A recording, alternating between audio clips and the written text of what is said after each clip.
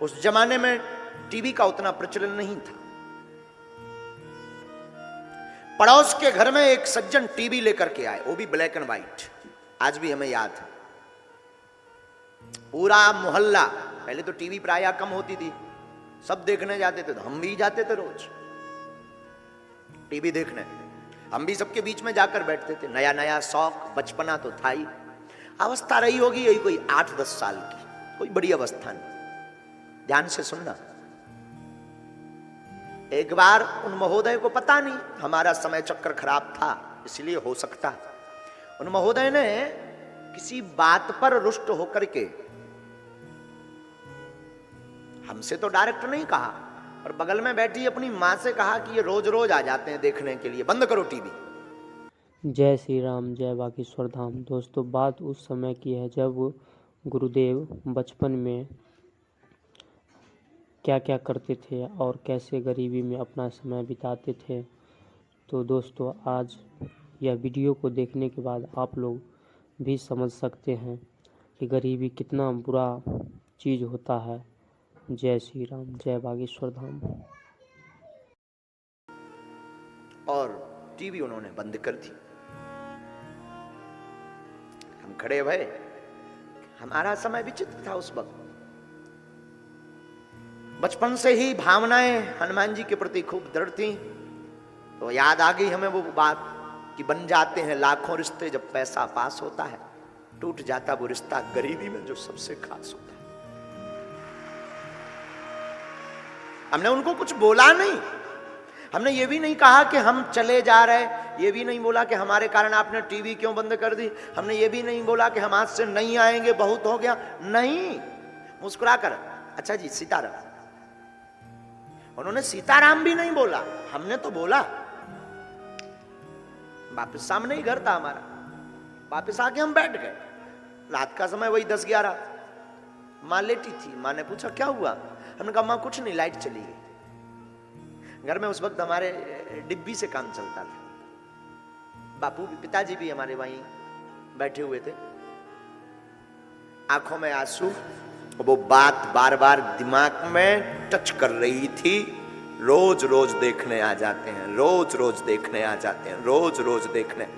एकांत कोने में वहां एक मैदान सा था, कोई क्योंकि हमारा जो पुराना मकान था ना, वो गांव के एकदम लास्ट में, आप गए ना, एकदम लास्ट में। तो एकांत में हम जाकर के बैठे, खूब आंसू पहुंचे, लगभग 1.5 घंटे तक। खबर से सुनना, हो सके तो तुम अपनी जिंदगी में इस बात को उतारना। हमने तो भोगा है, ईश्वर करे तुम्हें कभी ना ये भोगना पड़े।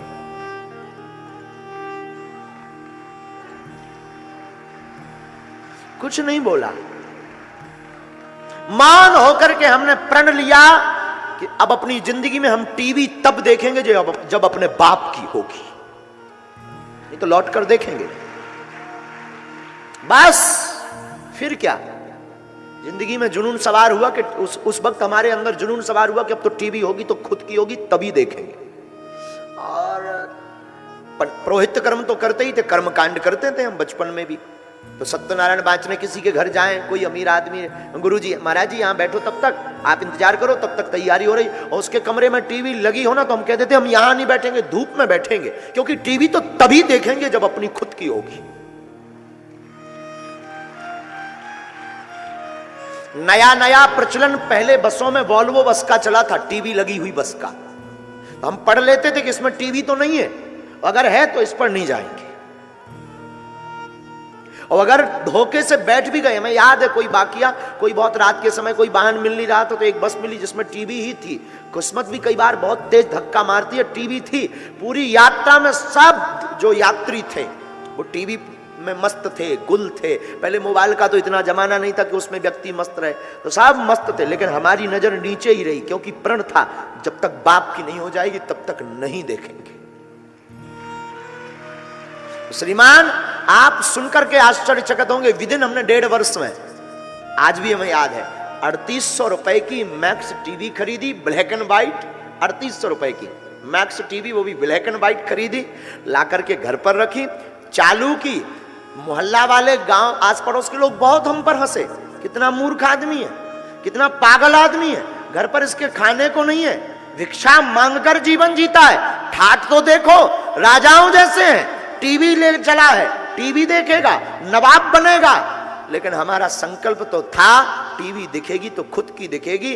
टीवी लाए, टीवी चालू की, मोहल्ला के लोग आए, वो सज्जन भी आए, किस्मत से उनकी टीवी बढ़ गई। अब इसमें तुम ये मत मानना कि बचपन से ही हम शक्तियां चलाते रहे, नहीं, किस्मत से उनकी टीवी जल गई, हमारी नहीं। वो भी आए, हमने उस दिन बूंदी ली थी 100 ग्राम, बूंदी 100 ग्राम, ज्यादा नहीं। वो बूंदी हमने उसको बचाकर खास कर रखी थी कि आएगा। वो जब आए तो बोले महाराज जी अपनी तो थी टीवी, आप पैसा क्यों खर्च कराए? हमने कहा धन्यवाद। वो बोला हम समझे नहीं। हमने कहा थैंक यू। वो बोला हम समझे नहीं। हमने कहा बूंदी खाओ। वो बोला हम समझे नहीं। हमने कहा ये तुम्हारी ही कृपा है, वरना ये हम ले नहीं पाते प्यारे।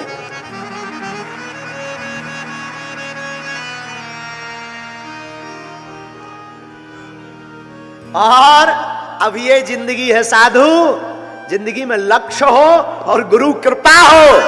तो उसने टीवी के लिए भगाया था, टीवी भी खरीदी, और साधु आज टीवी पर भी आ रहे हैं।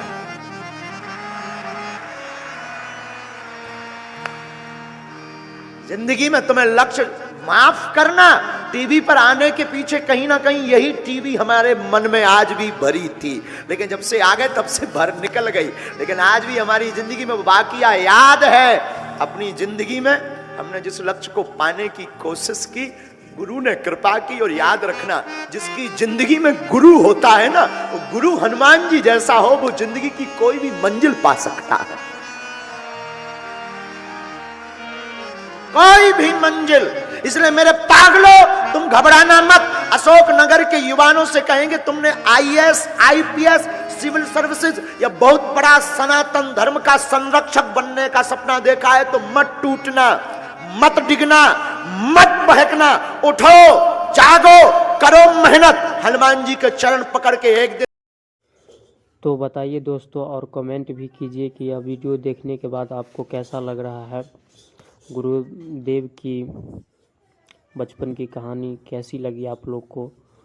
चैनल को लाइक, शेयर, सब्सक्राइब, और